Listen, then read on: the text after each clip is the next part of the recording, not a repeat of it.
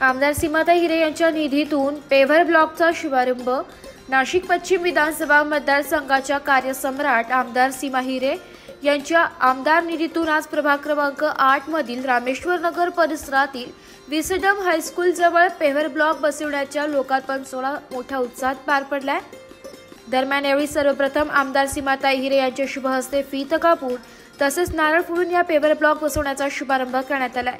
या पेव्हर ब्लॉकच्या शाळेतील विद्यार्थी आणि पालक यांना नक्कीच फायदा होणार असल्याचं यावेळी सांगण्यात आलंय। यावेळी विसडम हायस्कूल आणि लिटिल वंडर स्कूलच्या वतीने आमदार सीमाताई हिरे यांचा यथोचित सत्कार करण्यात आला। तसेच मान्यवरांनी आपले मनोगत व्यक्त केले।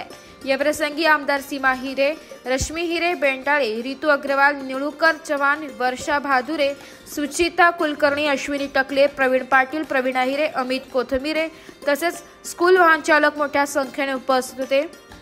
आप हमें हर बार ही साथ देते हो और जो हमें डिफिकल्टीज आती है हर डिपार्टमेंट में आप हमको हेल्प करते हो। और मैं चाहूंगी कि वर्षा मैम जो हमारे सीईओ इस सिटी मिडल कैंपस के भी है वो बताएं कि हमें और इधर क्या क्या चाहिए और क्या क्या करना चाहते हैं। Dear teachers and ma'am, associated since maybe 20 years, 20 वर्ष झालेत आपल्याला आणि खूप प्रचंड सपोर्ट त्यांनी आपल्याला केलेला आहे। दरवेळेला प्रत्येक गोष्टीमध्ये आम्ही कधी पण त्यांच्याकडे पोहोचलो। She was always there for अस।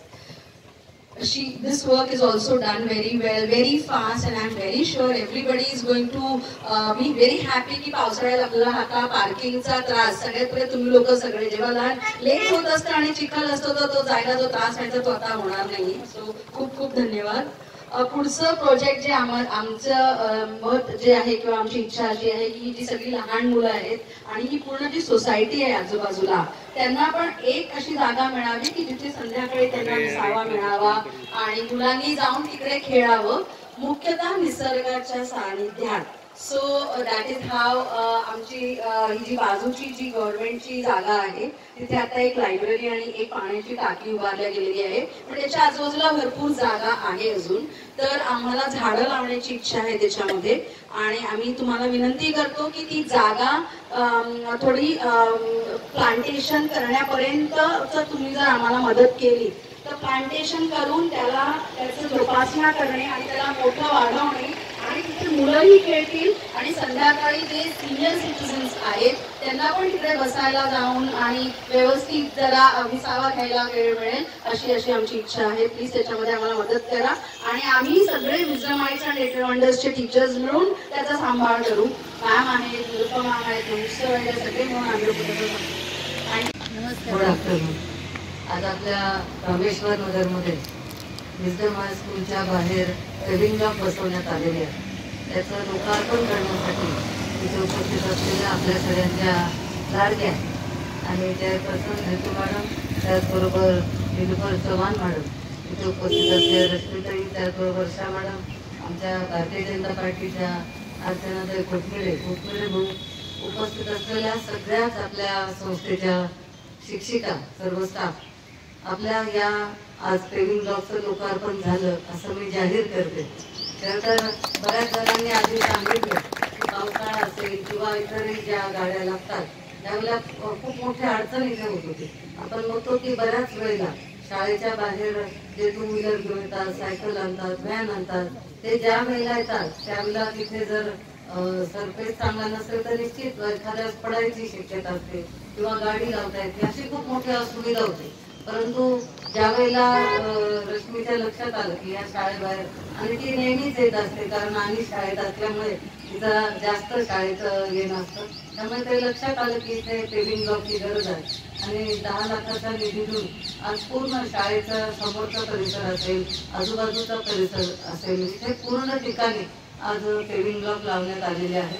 तर मी नेहमीच तुमचं आभार मानते कारण आपली शाळा ही एक नाशिक मधली एक अत्यंत नावाजलेली शाळा आहे।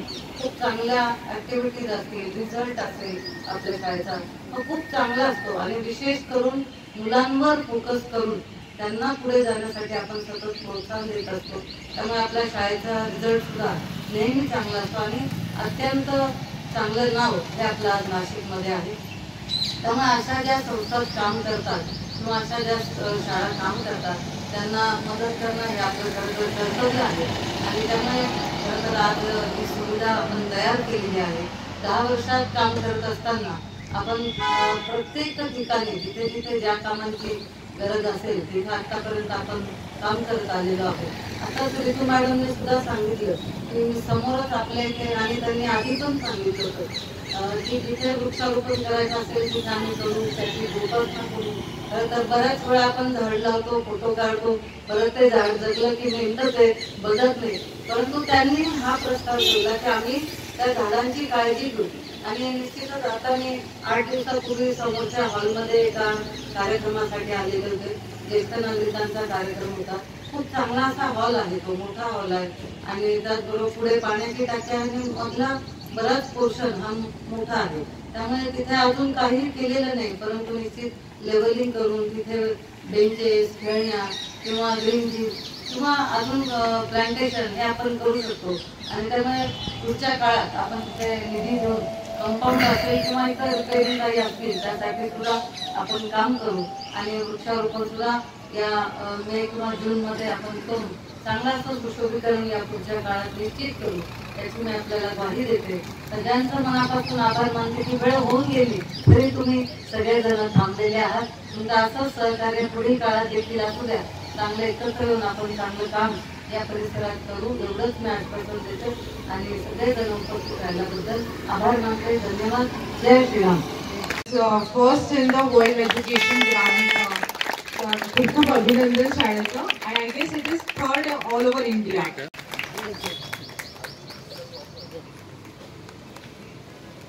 निलोफर मॅम यांनी करावं अशी मी त्यांना विनंती करतो.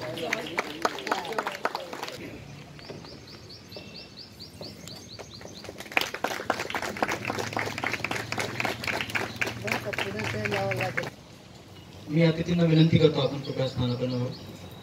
आपल्या आजच्या कार्यक्रमाचे अध्यक्ष या गोष्टीची कल्पना आहे की या विजडम हायस्कूलच्या या प्रांगणामध्ये जे पेविंग ब्लॉकचं काम झालेलं आहे, या पेविंग ब्लॉकच्या कामाच्या होण्याच्या आधीची पार्श्वभूमी या ठिकाणी सर्वांनाच माहित होती की या ठिकाणी जे पॅरेंट्स यायचे पावसाळ्यामध्ये जर आपण बघितलं तर या ठिकाणी प्रचंड चिखल आणि या ठिकाणी धूळ वगैरे असायची.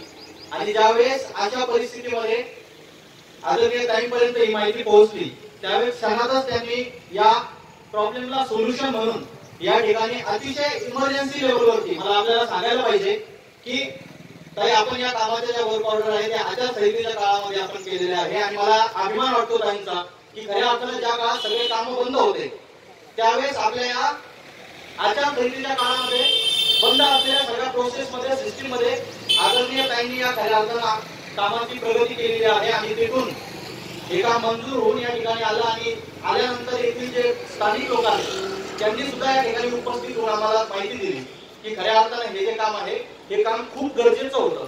आणि ही दूरदृष्टी असल्यामुळेच त्यांनी या माध्यमातून या ठिकाणी हा विकास निधी आपल्या सर्वांना उपलब्ध करून दिला. त्याबद्दल त्यांचे मी मनापासून आभार व्यक्त करतो. मला अजून एक आपल्या सर्वांना सांगणं गरजेचं वाटतं की आपण जर बघितलं तर विकासाचा ज्यावेळेस आपण विचार करू लागतो त्यावेळेस एका माणसानं 100 पावलं चालणं म्हणजे विकास मुळातच नसतो, तर 100 माणसांना सोबत घेऊन एक पाऊल चालणं हा कुठेतरी विकास असतो. आणि त्याच प्रकारचा विकास आदरणीय सीमाताई आपल्या या कार्याच्या माध्यमातून संपूर्ण नाशिक पश्चिम मतदारसंघामध्ये असेल, मतदारसंघाच्या बाहेर देखील असेल, अशा प्रकारचा विकास त्या करत आहेत. आणि त्या सर्वांचा आम्हाला एक नाशिककर म्हणून नेहमीच आनंद आणि अभिमान आहे. या संपूर्ण शाळेच्या टीमने सुद्धा खऱ्या अर्थाने या ठिकाणी खूप सहकार्य केलेलं आहे.